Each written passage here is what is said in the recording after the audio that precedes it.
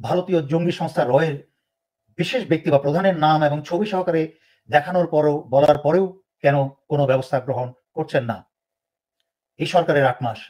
এবং সবচেয়ে ভয়ঙ্কর কথা হচ্ছে যে বাংলাদেশের ভিতরে বসেই, বাংলাদেশের মাটিতে বসে খেয়েই, বাংলাদেশের মির্জাফরদের সহায়তায় তারা ক্রমাগত বাংলাদেশের জনগণ এবং বর্তমান প্রফেসর ইউনূস সরকারের বিরুদ্ধে প্রতিনিয়ত ষড়যন্ত্র করে যাচ্ছে।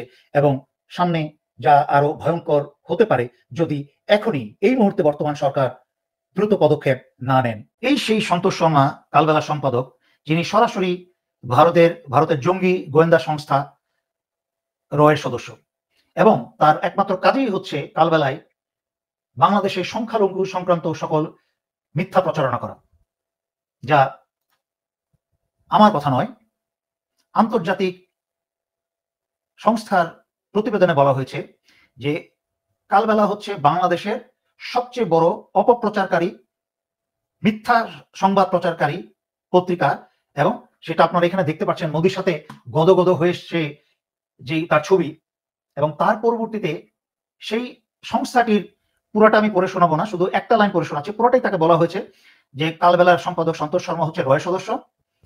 The editor of the newspaper, Mr. Santosh Sharma, was the main mastermind behind the fake news to spread religious hatred in the country. মানে এই সন্তোষ শর্মা হচ্ছে বাংলাদেশের হিন্দু সম্প্রদায়ের উপরে মিথ্যা আক্রমণের এবং তাদের উপর নির্যাতনের যে মিথ্যা অপপ্রচার করেছে, তার মাস্টারমাইন্ড হচ্ছে এই সন্তোষ শর্মা, এবং সে একজন রয়ের সদস্য। এবং আমি আমার আগের বেশ কয়েকটা লাইভে রয়ের ঢাকার প্রধান যে, তার সম্পর্কে আমি বলেছি।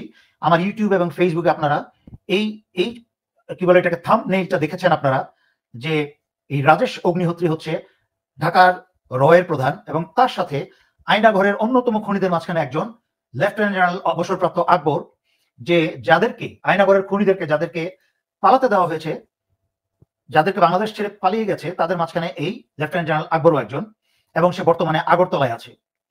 এই লেফটেন্যান্ট জেনারেল আকবর আগরতলা থেকে ঘন ঘন কলকাতায় আসা যাওয়া করে, এবং কলকাতায় সে দেখা করে আওয়ামী নেতাদের সাথে।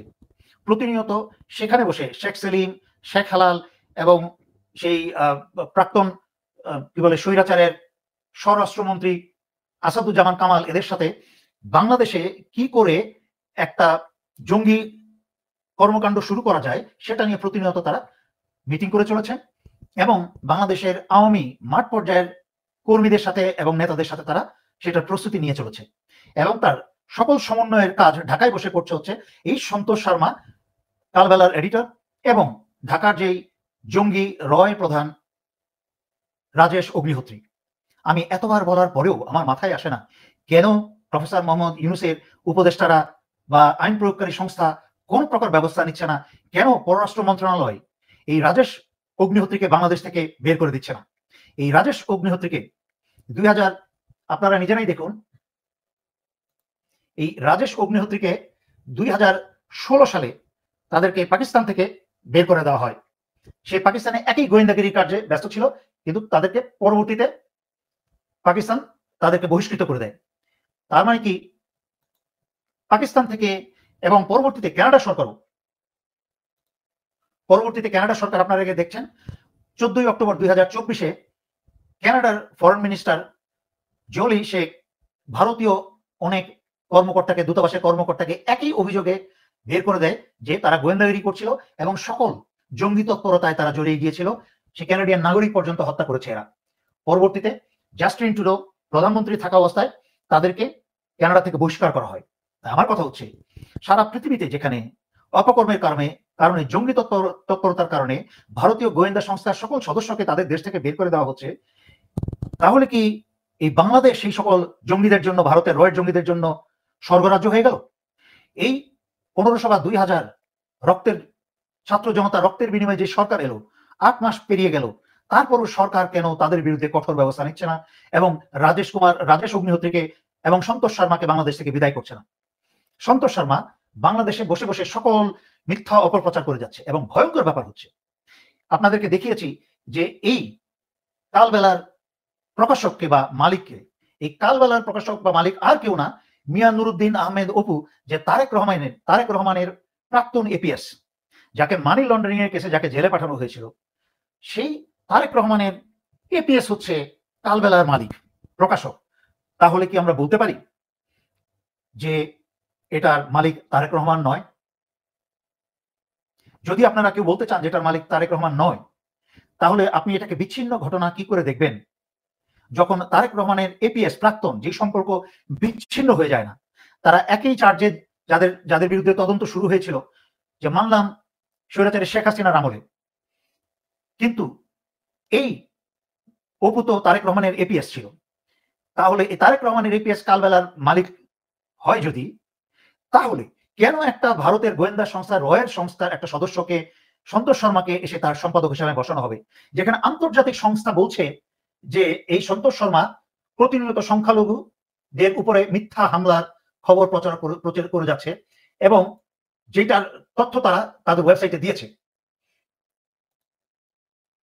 সুতরাং আমার মাথায় আসছে না এখনো কি করে, কোন উদ্দেশ্যে তারেক রহমানের অপু ভারতের গোয়েন্দা সংস্থা রকে কালবেলা সম্পাদক করে রেখেছে। আমি ফার্স্ট হ্যান্ড ইনফরমেশন থেকে জানি বেশ কয়েক দফা মিটিং হয়েছে এবং প্রতিনিয়ত হচ্ছে। এই সন্তোষ শর্মার সাথে প্রায়ই রাজেশ অগ্নিহোত্রী গোপনে মিটিংয়ে বসে, এবং প্রত্যেকটা মিটিং বাংলাদেশ, বাংলাদেশের জনগণ এবং বাংলাদেশের সরকার তথা প্রফেসর ইউনূস বিরোধী। ওইদিকে ভারতে বসে ভারতের সকল মিডিয়া প্রফেসর ইউনূসের বিরুদ্ধে এবং বাংলাদেশের বিরুদ্ধে ষড়যন্ত্র চালিয়ে যাচ্ছে, যেটা এই সরকার এতদিন চুপ করেছিল, ইদানিং বলা শুরু করেছে। যখন ভারতে মুসলমানদের উপরে, সংখ্যালঘুদের উপরে অত্যাচার হচ্ছে, তাদেরকে খুন করা হচ্ছে, তখন অত্যন্ত প্রশংসনীয় কাজ করেছে, যারা দেরিতে হলেও এতদিনে মুখ খুলতে শুরু করেছে। ভারতকে বলছে সংখ্যালঘুদের, মুসলমানদের নিরাপত্তা নিশ্চিত করতে, এবং তাদের যে অবৈধ হিন্দু সুবিধা আইন, ওয়াকফের আইনের মাধ্যমে, সংসদের মাধ্যমে মুসলমানদের সকল সহায় সম্পত্তি তারা কেড়ে নিচ্ছে, সেই সকলের ব্যাপারে বর্তমান সরকারের প্রতিনিধি মুখ খুলতে শুরু করেছে, যার আমি প্রশংসা করি। কিন্তু আমাকে বর্তমান সরকারের কেউ কি জবাব দিতে পারবেন? এতবার এই রাজেশ অগ্নিহোত্রীর ছবি এবং নাম দেখানোর পরেও কেন রাজেশ অগ্নিহোত্রীকে বাংলাদেশ থেকে বের করে দেওয়া হচ্ছে না? যেখানে সারা পৃথিবীতে রাজেশ অগ্নিহোত্রীকে বা ভারতীয় দূতাবাসের গোয়েন্দাদেরকে বের করে দেওয়া হয়েছে, তার নজির আছে। এবং এই রাজেশ অগ্নিহোত্রীকে পাকিস্তান থেকে 2016 সালে বের করে দিয়েছে একই অপকর্মের জন্য, জঙ্গি তৎপরতা, জঙ্গি কর্মকাণ্ডের জন্য। বাংলাদেশ একটা ভয়ঙ্কর সময়ের মধ্যে দিয়ে যাচ্ছে, যেখানে বাংলাদেশের জনগণ, বাংলাদেশ এবং বাংলাদেশের বর্তমান সরকার একটা সুতার উপরে ঝুলছে। কেন বারবার আমি আমার লাইভের মাধ্যমে 5ই আগস্টের পরে এই রাজেশ অগ্নিহোত্রীকে নিয়ে কম করে হলো 5 থেকে 7টা লাইভে আমি তার স্পষ্ট করে উল্লেখ করেছি, তার ছবি দেখিয়েছি, তার অপকর্মের কথা বলেছি, কোথায় কোথায় মিটিং করে সেটা পর্যন্ত বলেছি। আমি এখনো বললাম কালবেলার সম্পাদক সন্তোষ শর্মার সাথে, কালবেলার সম্পাদক সে একজন রয়ের সদস্য, এবং সেই এডিটরের সাথে, সন্তোষ শর্মার সাথে এই রাজেশ অগ্নিহোত্রীর প্রতিনিয়ত প্রায় মিটিং হয়, বাংলাদেশ বিরোধী ষড়যন্ত্রমূলক মিটিং হয়, এবং ভারতের সাথে, রয়ের সাথে কোঅর্ডিনেট করে তারা সেটাকে বাংলাদেশে অতি দ্রুত সেটাকে কার্যক্রম করতে যাচ্ছে, এবং বেশি দূরে যাবার নয়। এই যে দেহ ব্যবসায়ী মেঘনাকে নিয়ে যেই অপকর্মটা হয়ে গেল, বাংলাদেশের সাথে সৌদি আরবের সম্পর্ক খারাপ করার জন্য এবং বৈদেশিক মুদ্রা বাংলাদেশের জন্য হ্রাস পায় পাঠানো, সেই অপকর্মে ভারতের রয়ের নির্দেশে এই বাংলাদেশের রেখে যাওয়া স্বৈরাচারী শেখ হাসিনা এবং ভারতের যে পুরো অবকাঠামোটা রয়ে গেছে, যেটা প্রফেসর মোহাম্মদ ইউনূস এখনো সরাতে ব্যর্থ হয়েছে, সেখানে পররাষ্ট্র মন্ত্রণালয়ের কয়েকজন সদস্য মিলে রয়ের সাথে এই মেঘনাকে নিয়ে এই ফাঁদটা ফেতেছে, বাংলাদেশের সাথে সৌদি আরবের সম্পর্ক খারাপ করার জন্য, যেন বাংলাদেশের শ্রমিকদেরকে, বৈধ শ্রমিকদেরকে ক্ষতি করা যায় এবং বাংলাদেশের ক্ষতি করা যায়। সুতরাং কেন এখনো এই রাজেশ অগ্নিহোত্রীকে বিদায় করা হচ্ছে না? কেন তারেক রহমানের এপিএস এর অপুর পত্রিকায় বাংলাদেশে কি আর কোনো যোগ্য এডিটর ছিল না, যে ভারতের রয়ের একজন সদস্যকে বসাতে হবে এডিটর হিসেবে? তার জবাব বিএনপিকে দিতে হবে। তার জবাব সবসময় যে নির্বাচন করতে করতে দিনরাত পাগল মাতাল বেহুশ মির্জা ফখরুল, আব্দুল আল মিন্টু, আমির খসরু এবং সালাউদ্দিন, ভারত থেকে ব্রেইন ওয়াশ করা সালাউদ্দিন, তাদেরকে জবাব দিতে হবে কেন একটা ভারতীয় রয়ের এক গোয়েন্দাকে সম্পাদক হিসেবে কালবেলায় বসাতে হবে। তাদের বিএনপির উদ্দেশ্য কি? বিএনপি কি তাহলে ভারতের পক্ষ হয়ে বাংলাদেশে সংখ্যালঘু হিন্দুদের উপরে মিথ্যা আক্রমণের খবর প্রকাশ করছে কালবেলার মাধ্যমে, এবং তার মাধ্যমে কি প্রফেসর ইউনূস সরকারকে পতন ঘটাতে চাচ্ছে?